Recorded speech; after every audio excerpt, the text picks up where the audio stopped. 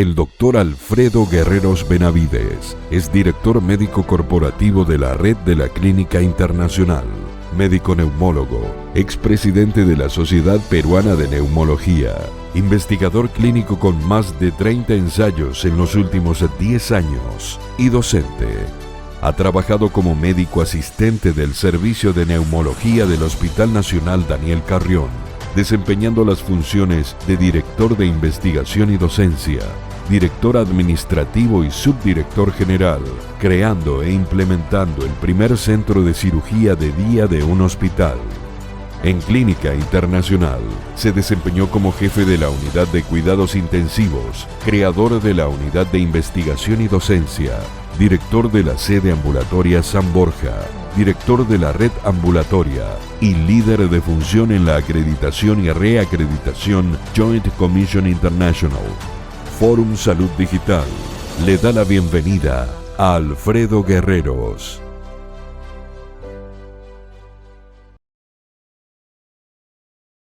Mi nombre es Alfredo Guerreros Benavides, soy médico neumólogo y ejerzo la función de director médico corporativo de la Clínica Internacional, una red de clínicas del Perú que se ha visto sumamente afectada, como todos los servicios de salud, durante esta pandemia. Permítame agradecer la invitación a este fórum digital que trata de ver el futuro de la salud post-COVID-19. El tema que yo les voy a tocar es la necesidad de ser versátiles frente a una condición incierta y heterogénea que enfrenta los servicios de salud hoy. Y en este sentido, lo primero que voy a hacer es retar al nombre que tiene el fórum. Realmente, ¿cuándo va a ser post-COVID-19? ¿Cuándo es el futuro de la salud? Y es que mi pensamiento es que el COVID vino para quedarse. Y voy a tratar de explicarles lo que vivimos hoy en día. Más de 50 millones de personas en el mundo ya se encuentran contagiadas con COVID y a estas alturas seguramente más de 1.300.000 personas habrán perdido la vida. Para los peruanos esto significa casi 1 millón de personas contagiadas y más de 40.000 personas que han perdido la vida durante estos lamentables meses a los que nos hemos visto enfrentados. Y lo que hoy vivimos y lo que hemos vivido durante este último año prácticamente es un contexto de incertidumbre. El espíritu de la segunda ola, el espíritu de nuevos picos de la enfermedad, cuelga sobre nosotros, está siempre amenazante. De hecho, los países europeos hoy día sienten que esta segunda ola se presenta con mucho más fuerza. Entre el 0 y el 8% de la población europea se ha visto afectada durante la primera ola y hoy día seguramente esas cifras se duplicarán o se triplicarán. El impacto que tiene esto sobre los servicios de salud, sobre los servicios en general y sobre la economía en general han sido realmente devastadores. Muy pocas generaciones se tienen que enfrentar a una pandemia y esto ha resultado retante. Nuevas cepas van a incrementar nuestra incertidumbre, la aparición o reaparición de nuevos virus nos van a volver a retar y el virus se expande todavía muy rápidamente, todavía es muy mortal, todavía no estamos suficientemente preparados para enfrentarlo, las personas seguimos siendo susceptibles, el escenario ha variado muy poco desde el principio y si tenemos alguna certidumbre es que muy pocas de las acciones que tomamos inicialmente, especialmente referidas a medicamentos específicos, han resultado prácticamente frustras. El mundo está frente a una nueva fase y a una fase que puede ser mucho más dañina de lo que vivimos anteriormente, de acuerdo a la propia Organización Mundial de la Salud. Esta expresión de tener nuevas olas, de tener nuevos picos, nace del conocimiento antiguo de la pandemia del año 18. Lo que sucedió entonces y lo que sucede ahora tiene prácticamente pocas diferencias. Quizás la mayor diferencia es que la información la tenemos hoy en día prácticamente a la vuelta de la esquina. Vivimos una época de infodemics, una época en la que la información no necesariamente filtrada, no necesariamente verificada, nos lleva a tomar acciones que muchas veces no son las que requiere la población, las que requieren nuestros pacientes, ni las que requieren los servicios y las políticas de salud en general. La asistencia en general ha cambiado poco desde entonces y las pocas certidumbres que tenemos hoy son realmente útiles, pero insuficientes a todas luces. La Clínica Internacional fue fundada el 29 de mayo de 1959 como una institución privada dedicada al cuidado y recuperación de la salud integral de los pacientes peruanos, especialmente de los pacientes limeños. Y hoy día, prácticamente después de 61 años de existencia, tenemos la visión de ser la red de salud de servicios privados del país más importante. En este sentido, hemos tenido un crecimiento sumamente importante y hemos tenido también en el último año la necesidad de hacer un enfoque estratégico de transformación digital. Si hay algo que nos ha podido ayudar a responder de una manera mucho más exigente durante esta pandemia, ha sido sin duda los cambios de la utilización de la telemedicina, la implementación de muchos servicios digitales para poder enfrentarnos mejor a ella. Por un lado, la aplicación de la información en tiempo real, la posibilidad de compartir a través de diferentes redes y networks de médicos o de asistentes de otros países para poder responder mejor a la pandemia han sido muy útiles. Nosotros establecimos en este proceso de transformación digital el tener un sistema de core financiero a través del sistema SAP, un sistema de registro de historia clínica a través de un nuevo GIS y un manejo de nuevas imágenes o de la información de imágenes a través de un sistema de Enterprise Imaging para reconvertir la experiencia del paciente en una experiencia realmente digital y poder crear más que una venta al paciente, una nueva experiencia de acceso a servicios médicos. Nuestra visión del negocio a futuro de la medicina lleva mucho más de un año y venía ya desde hace algún tiempo tratando de implementarse.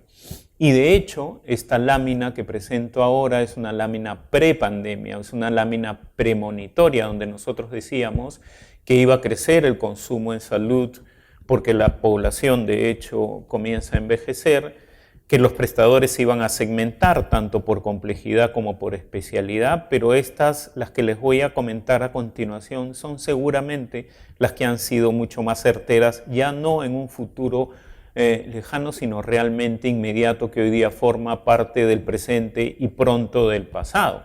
Las camas de servicios críticos, tanto intermedios como de alta tecnología, van a ser indispensables y deberían aumentarse. De hecho, nosotros durante la pandemia tuvimos la necesidad de crecer nuestras camas críticas en el 300%. Se reduciría la estancia promedio por mejores técnicas y mejor búsqueda de servicios médicos.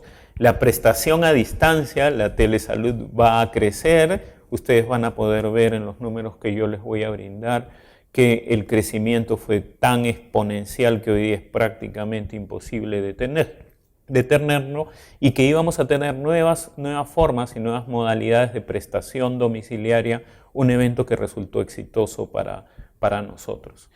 Al principio de esta pandemia lo que intentamos fue establecer algunos supuestos, y algunos de nuestros supuestos iban porque íbamos a alcanzar los picos en muy pequeñas semanas. Pensamos a finales de abril que lo íbamos a alcanzar solamente en las próximas 2 semanas. La realidad peruana es de que vivimos un nuevo pico entre julio y agosto, que íbamos a alcanzar mesetas en las próximas 4 semanas, que íbamos a conseguir mitigación en las próximas 8 semanas. Esto no se hizo realidad sino hasta 24 semanas después. La reapertura de los servicios ambulatorios fue todo un reto porque muchas de las patologías que manejamos y muchos de los pacientes que manejamos sin convertirse en realmente emergencias o urgencias demandaban de nuestros servicios de salud una atención cercana. Estoy hablando, por ejemplo, de pacientes oncológicos, estoy hablando de pacientes gestantes del tercer trimestre, algunas de ellas con problemas. Hay que tener en cuenta que la pandemia no detuvo al resto de patologías, no detuvo las condiciones que tenían los otros pacientes. Necesitábamos incluir mejor tecnología más rápida para el diagnóstico, y dentro de la propia regulación nacional en algún momento esto podría convertirse en un obstáculo. Y necesitábamos tener una contraprestación de servicios de salud para los servicios públicos. Fuimos la primera clínica del Perú en firmar un convenio con los servicios públicos, tanto del Ministerio de Salud como de la Seguridad Social, que hoy día nos permiten decir que hemos atendido a bastantes pacientes de estos sistemas y que necesitábamos además tener disponibilidad de infraestructura, de tecnología, de insumos y de recursos humanos. Como una red puede convertirse en pocos días de servicios múltiples, de servicios no diferenciados para dar asistencia preferencial, diferenciada, segura a pacientes que tienen este tipo de problemas. Entonces definimos que la clínica que nosotros tenemos en el centro de Lima, en el downtown, se convirtiera en la clínica exclusiva de pacientes para COVID-19. Pero ¿cómo saber si realmente los pacientes que iban tanto a Lima o a alguno de nuestros otros hospitales o clínicas, por ejemplo la de San Borja, podían ser excluidos de esta patología?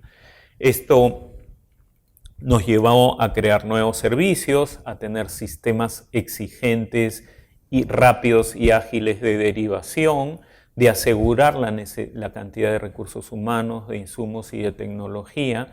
La disponibilidad de equipos de protección personal ha sido realmente retante, y la capacidad de transferencia de pacientes sospechosos a Lima y no sospechosos a San Borja nos ha llevado también a afinar nuestros sistemas de derivación. El reordenamiento ambulatorio, el reordenamiento de la consulta externa fue otro reto importante, porque había una gran limitación para la capacidad de ingreso, la necesidad de establecer triajes diferenciados, convertir la programación en mucho más espaciada, ir a cumplimiento estricto de horarios, un tema que es siempre complicado, eliminar pases, y acá la tecnología y los sistemas digitales nos pueden ayudar, y de hecho nos han ayudado muchísimo el poder realizar citas prepagadas, que los pacientes se acostumbren a tener solo un acompañante. Los peruanos somos muy cálidos, y entonces queremos que nos acompañe más de una persona a veces a la consulta, a tener consultorios respiratorios aislados, a que ese es un reto tanto para los pacientes como para los propios médicos. Puedo contarles anécdotas muy ricas al respecto, ¿no? de médicos que creían que estábamos viviendo realmente el libro de la peste.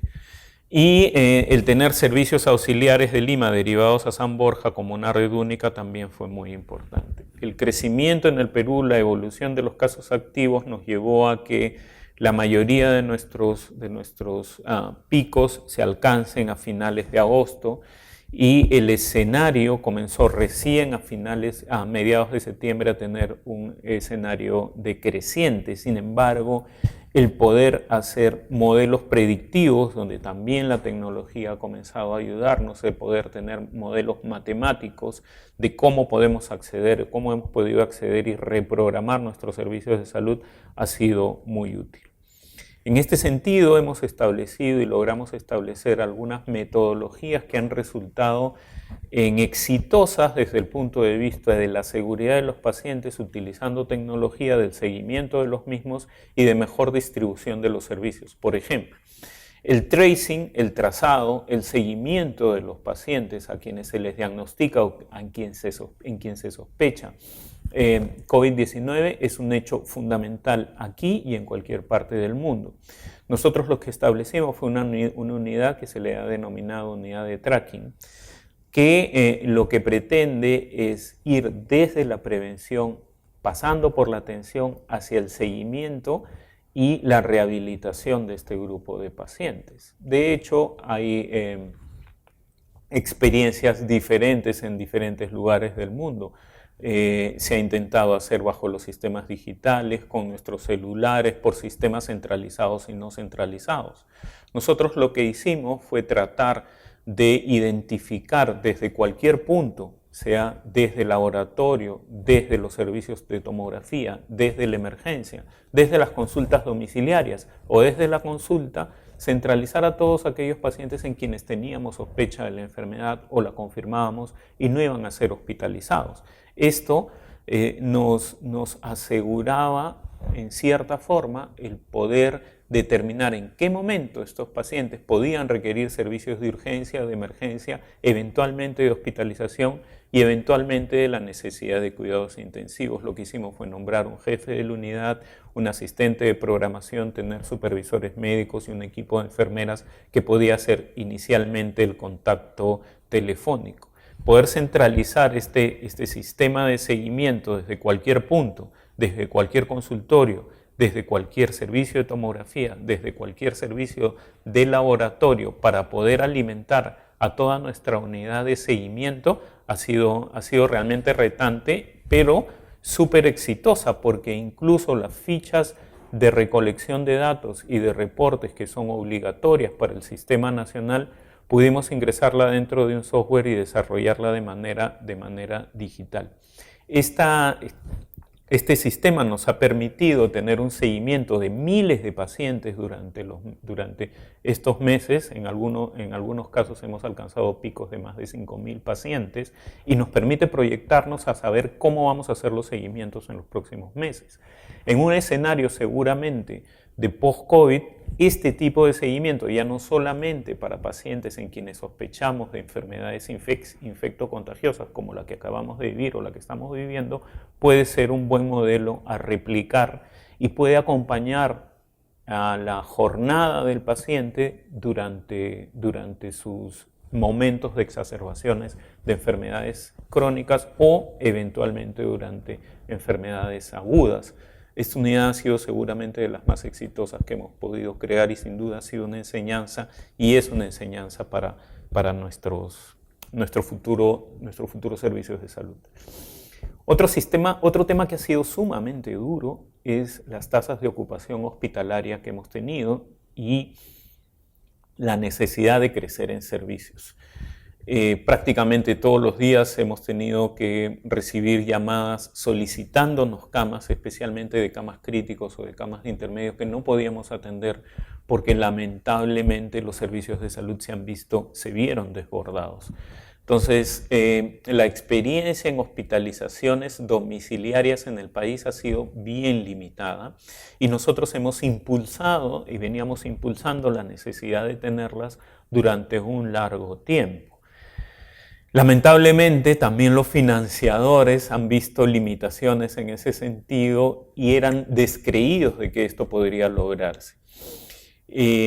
Probablemente desde el punto de vista absolutamente de la rentabilidad inmediata, los sistemas de hospitalización domiciliaria tengan un impacto pequeño, pero donde sin duda tienen un impacto muy alto es en la posibilidad de tener disponibilidad de camas día de las reales para poder atender a los pacientes con COVID. Y lo que hicimos fue implementar el sistema de hospitalización domiciliaria durante la pandemia, específicamente para pacientes COVID, y además con un sistema de seguimiento digital a través de un software para que los pacientes autorreportaran o pudieran tener la supervisión eventualmente diaria de enfermería y de médicos para este grupo de pacientes.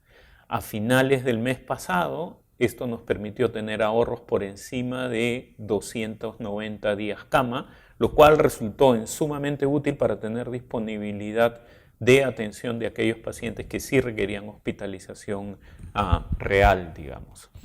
Y finalmente, si ha habido un gran cambio y si el futuro seguramente se presenta hoy día de manera diferente, es de la implementación de servicios de telemedicina, de registro electrónico y de la utilización de nuevos servicios y tecnologías para la atención de nuestros pacientes. La implementación en medio de la pandemia del servicio de registro electrónico, de historia clínica electrónica, para nosotros, especialmente en el sistema ambulatorio, ha sido sumamente exitosa. hoy día tiene una aceptación de los médicos por encima del 98%. Muchos de los médicos, como yo, son baby boomers, entonces es un poco más difícil de implementar. No diría de que en medio de la pandemia esta implementación podría haber sido mucho más difícil, lo mismo que telemedicina. La situación de nuestro país antes de la pandemia para la implementación de telemedicina enfrentaba los retos de una regulación inadecuada. Era imposible tener atenciones a distancia si es que junto a ese paciente que estaba haciendo la solicitud no existía otro médico, es decir, tenía que haber un médico a ambos lados de la consulta, lo cual se hacía sumamente difícil. Ese era un gran problema de la regulación. Pero el segundo problema, y seguramente aún mayor que el de la regulación, era la resistencia de los propios profesionales sanitarios a implementación de este tipo de servicios. Hoy ambas están prácticamente vencidas. Hoy la regulación se ha adaptado rápidamente a las necesidades de la población y los médicos ya no solo no se oponen a estos servicios, sino que además los proponen, porque es una manera de no haber perdido el seguimiento y la atención de nuestros pacientes. En esta diapositiva yo les muestro las tasas de satisfacción que tienen. Y del lado de la perspectiva de los pacientes, lo que nos requieren es que tengamos mayor educación hacia ellos, mayor soporte hacia ellos, que podamos tener un seguimiento cercano, que podamos medir su satisfacción de manera mucho más adecuada, hacer un análisis de sus necesidades. Necesitamos hacer muchísima mayor investigación médica y muchísima mayor educación médica, lo cual nos va a crear nuevas oportunidades. La implementación y adherencia de guías ha sido sumamente retante durante esta época. Es más, si las incertidumbres se pudieran vencer a través de mayor investigación e implementación de normas que puedan cruzar a más de un servicio, que puedan ser institucionalizadas en general en todos los servicios, sería una manera de vencer este tema. ¿Cuál es el escenario que nos espera en el futuro? La modelación de nuevos escenarios es también una nueva maravilla de la tecnología. La predicción de modelos matemáticos que nos pueden decir que en el escenario 3 que nosotros imaginamos, este nuevo pico demandará de nuestros servicios de salud en determinada proyección, nos permite poder adaptarnos con cierta flexibilidad para tener respuestas como las que tuvimos anteriormente, pero aún mejoradas, pero aún mejor detalladas y con seguramente mejor planificación de nuestros recursos. En ese sentido, nosotros también esperamos un escenario creciente para el Perú en los próximos meses.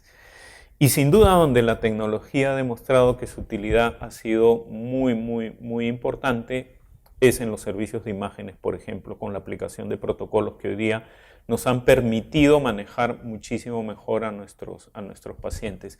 Si la tecnología nos ha ayudado en algo en el manejo de los pacientes en estos últimos meses, ha sido, por ejemplo, en los servicios de imágenes. La implementación de sistemas predictivos, de algoritmos de diagnóstico, de inteligencia artificial, de software que permitan decirle a los pacientes: tienes un compromiso de 60% en tu tomografía y eso implica un riesgo por encima del 7.5 de empeoramiento hacia hospitalización, es un hecho sin precedentes en la medicina. Y eso realmente sí ha sido muy útil para el manejo de nuestros pacientes en este tiempo. Y será muy útil en el futuro porque podría ser replicable para otro tipo de patologías. Entonces, para ir sumarizando, yo diría que dentro del cuidado agudo y de lo que nos espera en el futuro, la reorganización de los servicios necesita ser muy flexible, necesita ser muy versátil para asegurar la continuidad del cuidado, pero también para prevenir la diseminación no solamente de este, sino de otros virus. Hoy día nos vemos amenazados por otras bacterias, y proteger tanto a nuestros pacientes como al staff. A la implementación de sistemas de administración de pacientes para superar el face-to-face y tener salas virtuales y videoconsultas, y un cambio de modelo de cuidado para el futuro en general. Tener en cuenta las necesidades del paciente nos lleva a tener soluciones que sean muy accesibles a ellos. Por ejemplo, y esto es un tema que también hemos hecho durante este tiempo, es que es la creación de una app dirigida específicamente a pacientes. Esta app se llama Salva, fue creada por los propios médicos de la clínica y está dirigida fundamentalmente a solucionar los problemas del día a día de los pacientes. En una consulta es poco difícil que los pacientes le digan a usted: tengo a una persona con COVID en mi casa y no sé cómo lavar su ropa, o no sé cómo limpiar el baño, o no sé qué le voy a dar de comer, o no sé si yo me puedo juntar con él todo el día o no me puedo juntar con él todo el día. O en mi casa hay una sola habitación, o en mi casa hay 2 habitaciones. Esos problemas que los pacientes los tienen en el día a día, los tienen a diario, no necesariamente forman parte de las consultas regulares. El tener una solución digital fácil a la que acceder y que responda a sus preguntas probablemente pueda ayudarlos muchísimos. Y para concluir, yo les diría entonces que lo que esperamos en esta segunda ola es, o tercera ola, o nuevos picos, o como ustedes quieran llamarla, es que tengamos una mayor expertise sin duda del personal sanitario y administrativo para enfrentarla, que nuestro conocimiento, a pesar de las grandes dudas e incertidumbres que tenemos, crezca. Seguramente nos encontrará mucho más cansados porque el tema de esta pandemia ha sido terrible para el personal de salud, ha sido sumamente agresivo. El burnout que en los servicios críticos normalmente existe ha tenido que dilatarse o esperar a que esta ola se amaine para poder expresarse y es un tema que necesitamos superar a futuro, pero nos va a encontrar seguramente con servicios mejor preparados, con nuevos servicios, con nueva tecnología. Y lo que necesitamos frente a esto es mayor resiliencia, mayor flexibilidad, mayor agilidad y versatilidad para enfrentarnos. Gracias.